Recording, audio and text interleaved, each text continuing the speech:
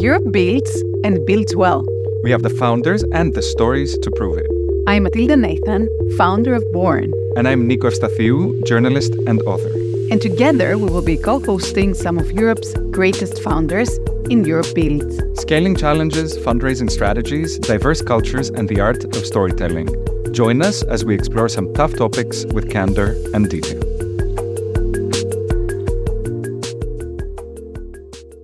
Hi, everybody, and welcome to another episode of Europe Builds. We have a very special guest with us today. One would describe her probably as a serial entrepreneur, and we'll get into it. So Hilary Klassen is with us today, CEO and founder of Bestselfy. What Bestselfy is essentially a platform whose mission is to help people be their best self at work. Through this app, managers learn how to coach their team via insights, connect with their team's personal and professional goals, and go beyond daily managing to engage on a whole new level. It's drawing on insights from coaching, from psychology and people development. It's a very multidisciplinary product that we're really ready to get our hands on in a conversation. And I have to say, Hilary created this company to help employees succeed. She was previously the founder of Kowhog, the first open source HR recruitment consultancy, Berlin-based. She's found a number of other ventures. So Hilary, thank you so much for making some time to be with us today. Excellent. Thank you for having me. Thank you, Hilary. Okay, so we always start with a typical challenge that many founders have to face, right? How do you pitch yourself and what's the elevator pitch? So in a few minutes, how would you explain Bestselfy's mission? Especially to someone who's outside of the business world? How would you sort of break it down to the most general audience member possible? So either for the small child or a grandma, right? Exactly. That's the test. We like to say the litmus test. Great. Absolutely.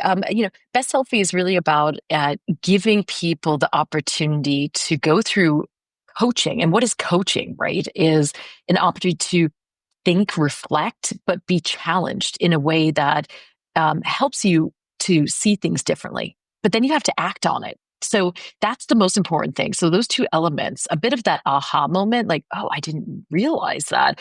And then, oh, now I have to do something about it. So in essence, that's what we do. You're already taking us a more interesting, which is this idea of behavioral change, right? Like you don't want to just coach someone or present information to them. You want to sort of guide them in that journey. So what sort of led you to tackle that space? Because it's interesting from the start, from the get-go, while reading about it, we know that there's a lot of insights from different fields coming together, a lot of behavioral science to it and marrying technology. So what led you to that point? Yeah, great question around, actually, I had a lot of different ideas swirling in my head, and mostly when I was, people director in various companies. Started off in managing consulting, but also in fast-growing, scaling companies. And I actually always realized either I'm coaching people every day in different minutes and to do things, and really that's where I felt like there was a lot of effect, but that's not scalable, right? The other aspect was, do you help people grow on the job in their current roles? Or, that was a different business idea that I explored, or do we help people with career transitions, which is usually where people seek coaching as well, right? Is sort of help me with what I need to do currently in my day-to-day, business coaching, performance coaching, or I'm kind of thinking I'm stuck. What else is there for me? So they overlap, and it is behavioral. And no matter what, and because though, of course, I've been in-house and working with people, and from founders, execs myself, to big companies, to teams, leaders, there was just a natural ability. And I do love working with those, first-time people leaders to mid-level managers, because you're doing so much, right? And it was like, wait a minute, can't we just give people the tools they need to do it on them by themselves? Do they actually need a coach? Which was interesting. And 5 years ago, set out on that mission around, I don't think you don't need a physical coach all the time, but you need something to support you. Yet the technology didn't exist, right? We talk about the old days of, the assistants and where Google flopped, and even Meta or Facebook at the time had their chatbots, but they just didn't feel right. So we kind of had to go back to say, how do we replicate a coaching experience that is very short, to the point, but also that can help people this much? I'm actually a business coach myself. And I'm particularly interested to know how you're managing this transition into kind of something more technologically, because coaching by itself is very human. I 100% agree it's not scalable. Um, but how do you persuade people when they actually want to speak to someone to actually follow and adopt a tool? Yes, I think the difference between what we do at Bestselfy and now Leader Labs, because it is about supporting leaders in companies, being able to make it accessible to everybody, is there's two things. One is, people will always need coaches at some point or people to exchange and converse, but the steps that they can take on their own first are so critical and crucial, because many times people they just don't know what they're supposed to be doing, or they feel stuck. And so being able to help them map that out first to be more focused, I think is a real benefit. And when we started, people were like, well, where are your coaches? And I said, well, our coaches created this. We don't do one-on-one. And fascinating, people are like, oh, actually, I kind of get it, that I can help myself first, right? And I think the pivotal shift that we did, and why our product Leader Labs has become so successful, is we use the technology of Bestselfy, the understanding of what does it take to create that behavioral change, being able to do very short questions, getting some input, some insights, but also what we call coaching, app-guided coaching sessions, that are reflections and exercises for you to do. And how disciplined are people? Like, how long is this program? And then how disciplined are people? Like, what percentage of people that start actually finish this kind of self-serve? Yeah, absolutely. Interesting. We have actually a 67% adoption rate of actually going through when we call like a module of a topic that is very important, right? So we set that up many times with the companies to say, okay, let's focus on one of our most popular topics is manager as coach. So how do we help managers be more coach-like? And with that, we have, the adoption of the app really supports also having those conversations. The one thing that we have learned, and to your point around, do we need people or coaches in there? We do have coaches to help, but it's facilitated in a group setting, because that's where it actually, people start to have much more of that. Oh, I need to actually apply this, but I don't know how. It doesn't feel comfortable. They get to practice. So we have practice labs, and we also have them make commitments and do group peer coaching as well. So that is part of each module, goes through that structure, that program, to embed it. And it doesn't take a lot of time. That's the other thing too. Most of the app guided coaching sessions are less than 10 minutes. It's really about, for you to think through, right, am I doing that? Am I obviously manager's coach, for instance, able to ask questions, and what type of questions important, not asking why, because that really is disarming, but the what and the how and everything, setting it up to have better conversations with my team, with my stakeholders, as opposed to just also when people come to you, taming that advice monster, right? Managers do think that they always have to know everything and share right away, where actually, if you're able to find out and coach others, that actually will help them solve or find a better solution. I teased you in the introduction as a serial entrepreneur to our listeners. I think it kind of applies. I don't know if you use that term yourself, but you've certainly built a lot of stuff in the past. So I'm wondering if you could give us a little bit of information about that. And also, what's the thread that you think sort of ties everything together and lands at this last idea that you had? So what sort of brought you there? Interesting. I'm gonna take us back a little bit. When I was working for a very large German company in the United States, fascinating. I worked in sales and marketing, so there was something about people in how we do things. What makes somebody buy? How do we get them, to that state? Are we solving their problem? Is this the best solution for them? Right? And that's what I actually think what sales and marketing is about. Is making that match and saying, great, let's continue and build the partnership. I had no intention. I had no idea about anything to do with people and coaching and leadership development or high potential assessments or looking at employee engagement or any of that until I worked at Gallup. So when they asked me and to come move to Germany and help grow it in the region, I actually look at that as that was my first startup, but with a small team. Is we just had to figure it out. And the least popular word of the year when I started 2 weeks later was human capital. And I'm going, how are we going to do this? Right? Is this really what? Interesting. But I think at that time, there was a shift, right? Companies started to realize the competitive advantage is the war on talent. And we need to figure out ways to not just find and hire great people, but also to be able to really focus on how do we develop people, right? And help them grow.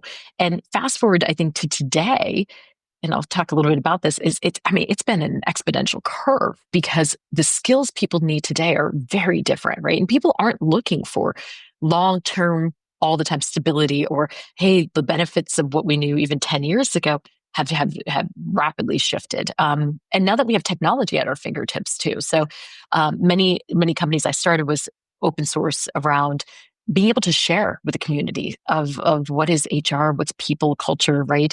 That was very closed. So I also even co-founded Secret HR Society. The same time I opened Kowhog because it was really important. It was very lonely when you're a people director or in leadership teams because you thought, talk to anybody about the company, the ups and downs, all the people stuff, right? Are we going to be able to do payroll in 2 months? I mean, these are real hard discussions that happen behind closed doors. So we said, let's come together. And so working with many companies, and that was really the first, endeavor was how did we help founders and executives and team leaders think differently about people? How do we have the right organizational design? What do you need? Do you have the right technology? So that's really where that HR open source came in. Let's be better and efficient around that. And so really building that up. Also the consultancy strength circle, really focusing on what you can do best, which goes into the best, the idea with Bestselfy.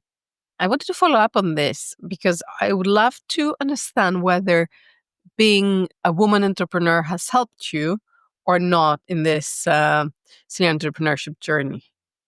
I would say, and wholeheartedly, being a woman entrepreneur is one of the hardest avenues somebody can pick. And I've known plenty of them. You are not treated the same way. You're not viewed in the same light. If you go, which I have, and raise money, many people are just interested to just pick you apart and kind of say, oh, okay, well, what's your personal life? Are you flexible? Are you able to go back and forth? Not just even being a woman, I'm a mom of 2 wonderful boys.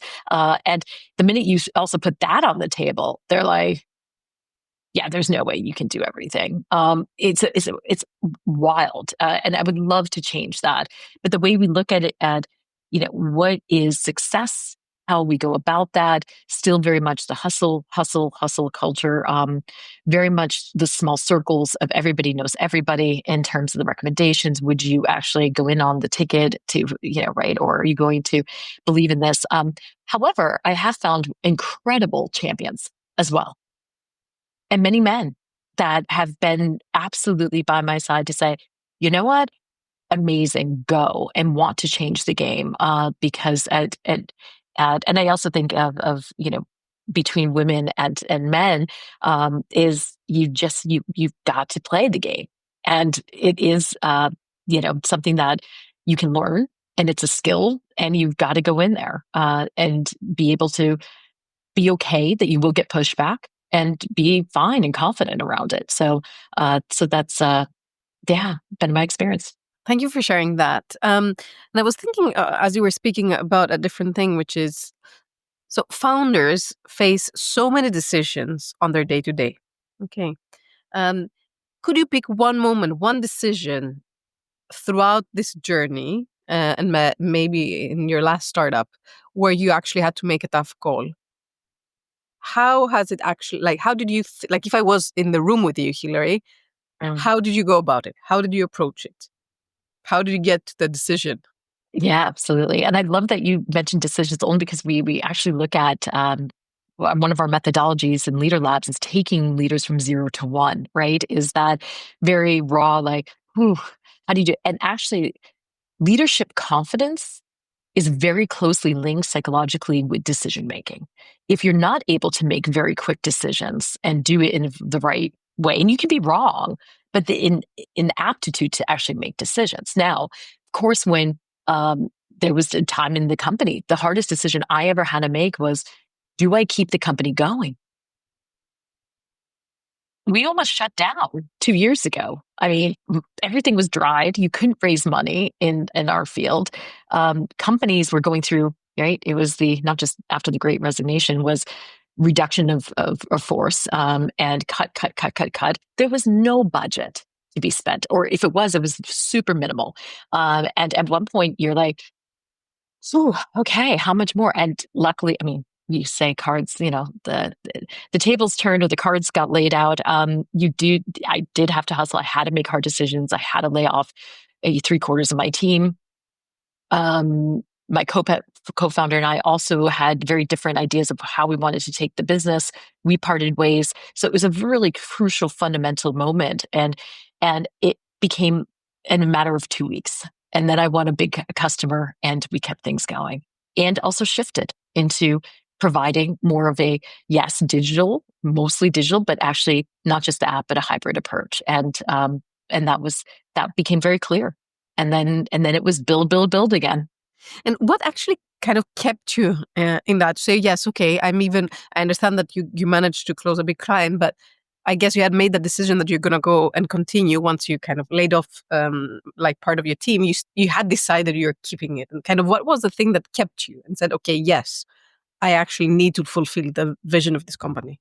I do believe, and I'm a big, looking at this, I'm very close with the product development myself. And in doing the in-depth interviews, research interviews with potential buyers, with potential users, really gave me that determination, like, they need this now more than ever, right? It will come. There will be those companies that say, we believe in wanting to develop our leaders, right? And our people.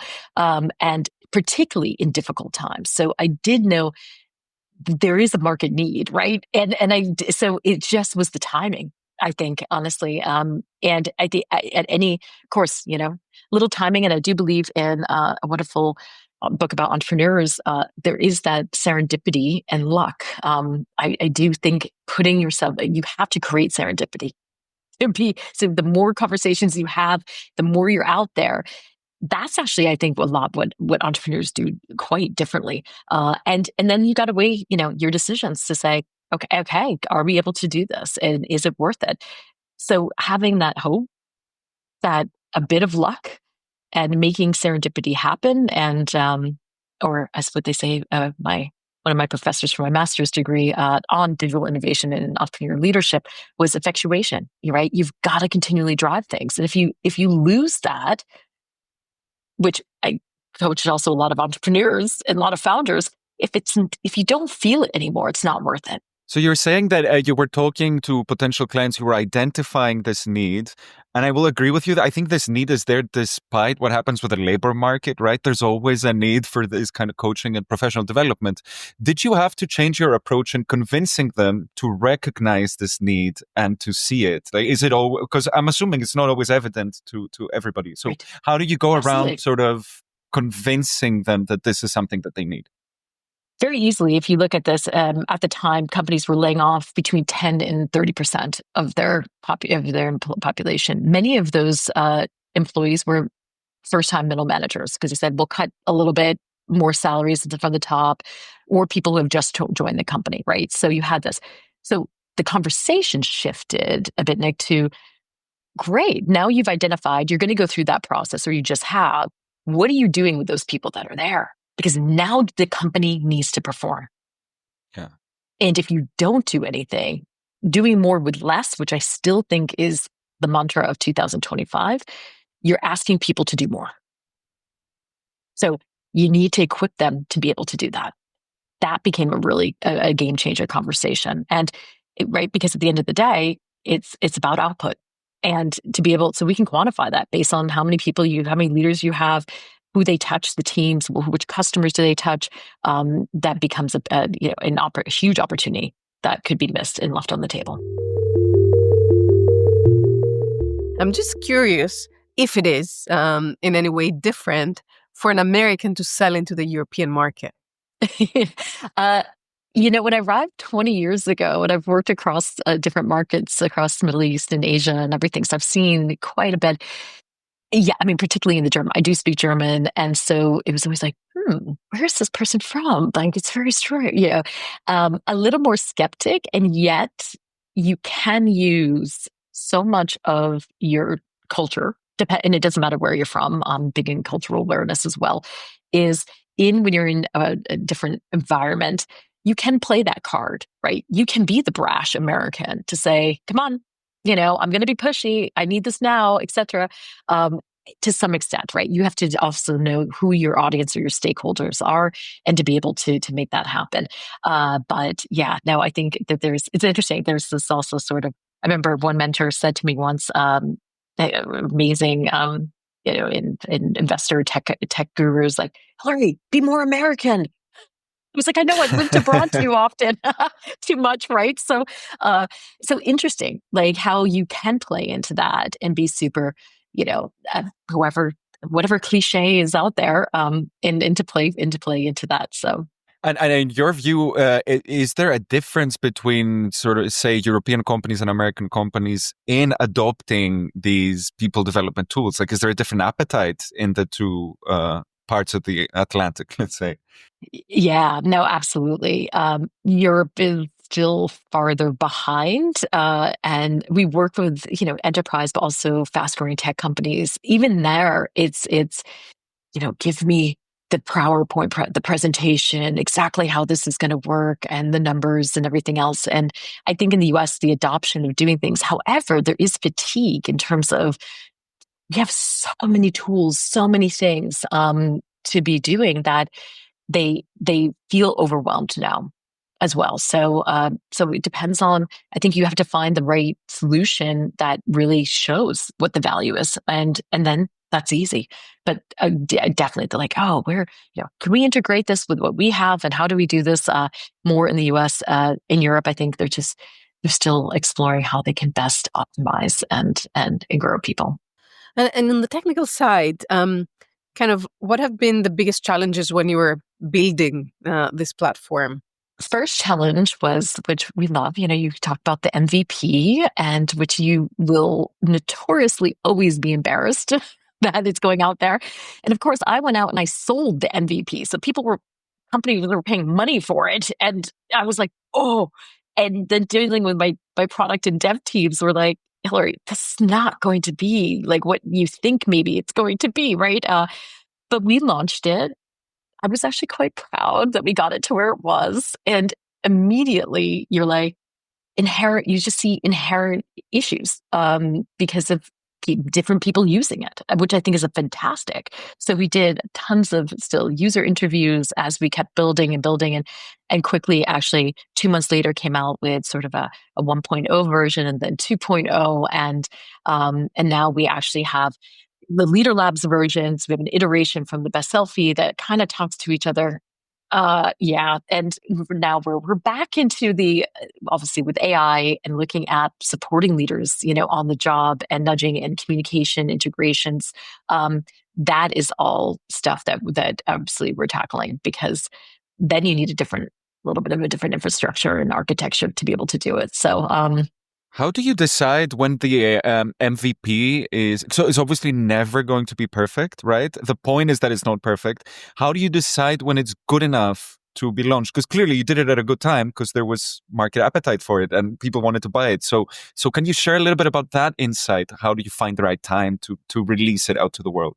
To be honest, I think you pick a date and you say, this is where... That's it. Well, it was July 19th for us.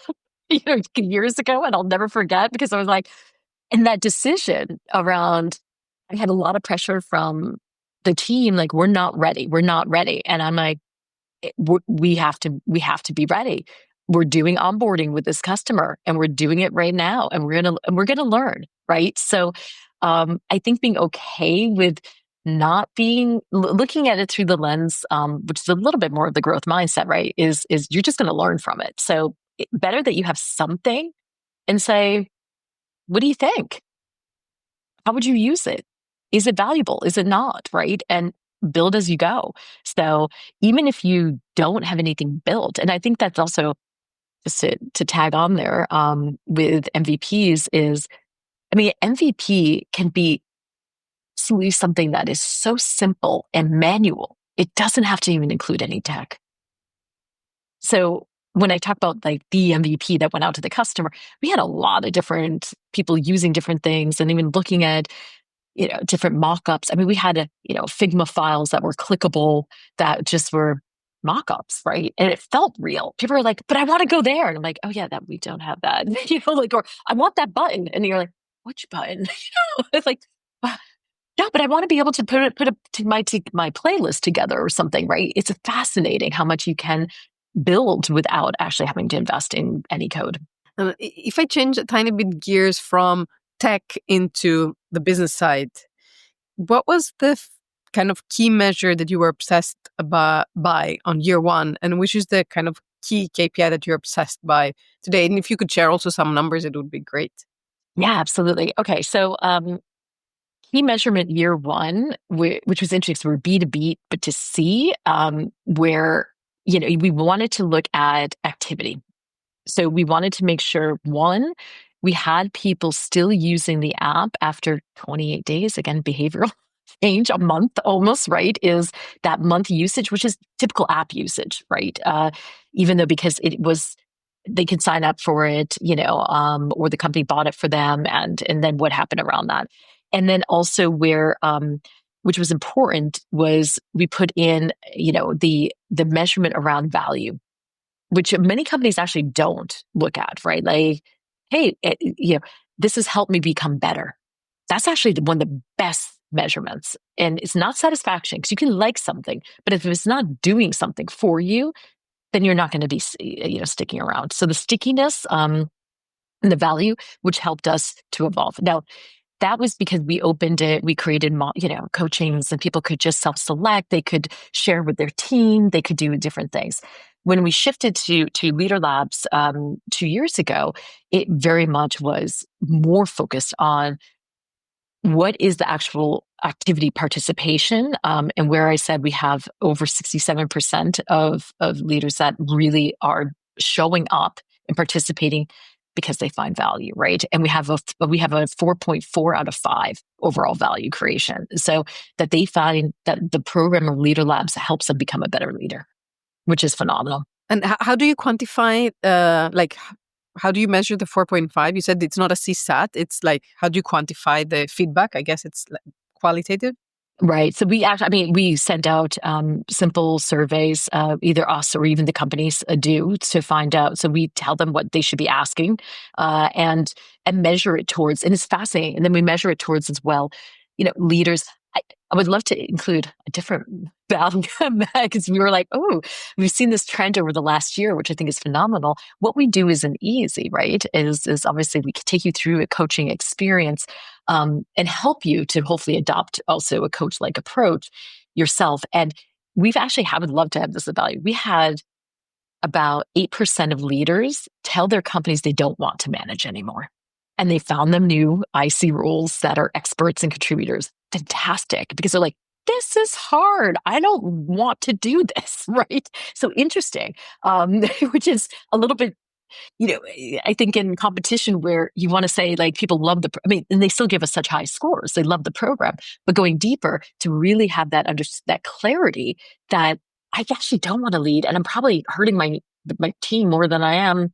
And I'm not happy. Like, this is not for me. So, we still have to make them functional enough, right? But to really be able to do that. So those conversations, I think, are phenomenal. And we stay very, very close. We do monthly metrics and insights updates with customers and provide quite a bit of data points on all the facets between the app-guided coaching, the peer coaching, the practice labs, feedback that we collect.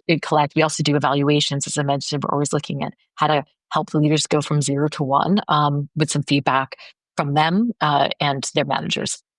What would you say is one of the most promising trends or things that you're looking at when it comes to this space, specifically the space of merging tech with this human element of coaching and people development? What should we be looking out for in the next couple of years?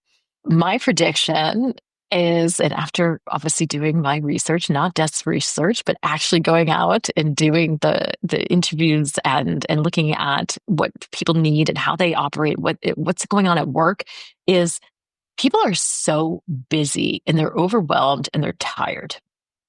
They don't want to be doing a ton of other things. So I think as simple as we possibly can give them the support they need, the better. Okay, so call it bite size, call it impulse, call it actions, whatever. Now, with ChatGPT or just GPTs, we all use them every single day. You can go in and people, it's interesting. The coach tech world is very much revolved around coach bots right now. And there's a ton of them, right? We've created one, we tested it on feedback. So you can do simulations, you can do cool stuff.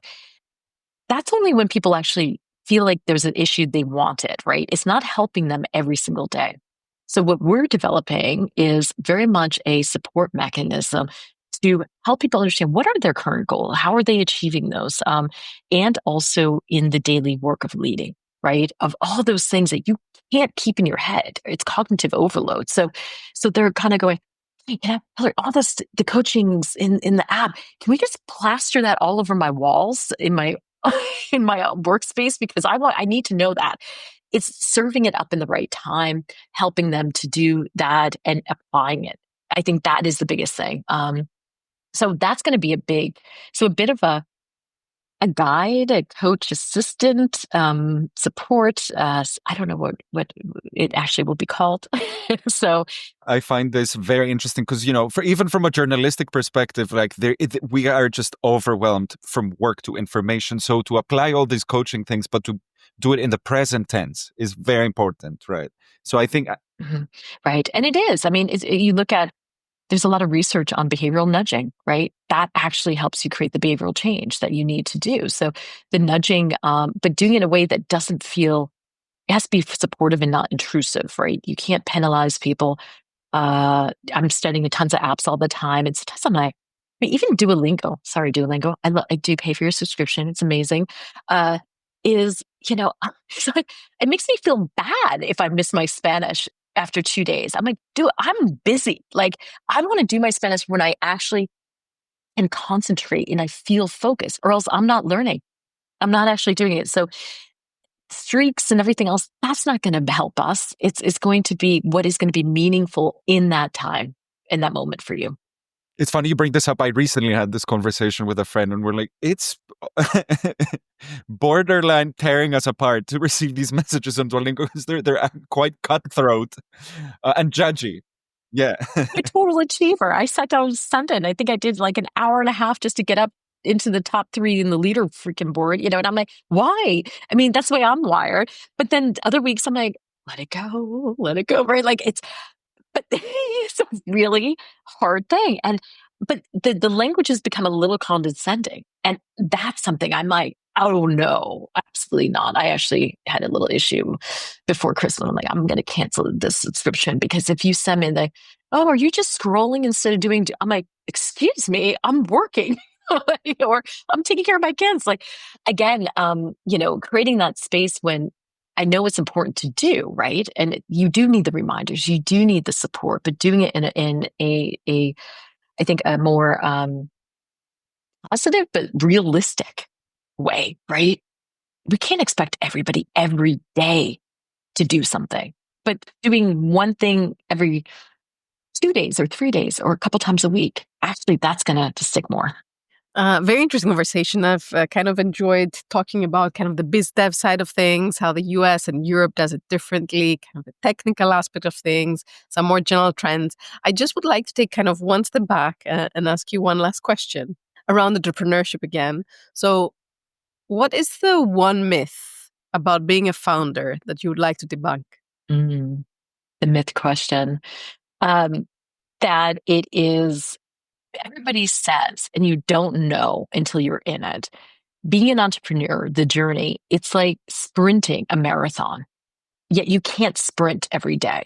you do have to know when it's time to make the decisions, hustle, figure out how you're going to, make ends meet at the end of the month, or how are you going to invest into what and to do all this. And it happens so quickly. And at the same time, you also have to realize to do it right, it's not going to happen overnight, right? We know that. Most companies, it's 5 to 10 years, probably even a little bit longer now if there's not as much funds to get you to where you need to go, which is perfect, fine. I think actually be a profitable company, do it right, right? So with that, you do have to pace yourself at certain times. And I think that's always a thing. So I see a lot of, I'm a mentor at Techstars. I was part of the Techstars program, which is phenomenal and everything. And I always tell also entrepreneurs, like, it's a long marathon. And you're going to have to sprint through a lot of it, but you need to also focus on yourself and your well-being and, and build the resilience, or else you're going to run out of steam and energy. Yeah, great advice, I think. Thank you. I hope some of our listeners hear that, take it to heart, avoid burnout, but continue thriving and innovating like Hilary has done. Hilary, thank you so much. It was a fascinating conversation. It took us through a lot of different steps and really appreciate your time again and your insights. Thank you, Hilary. Thank you so much. Thank you for joining us for another episode of EUROPEBUILDS, where we show that the European ecosystem is no longer an underdog story. If you liked our episode and want to hear more, follow EUROPEBUILDS on Spotify, Apple Podcasts, and Born's YouTube channel.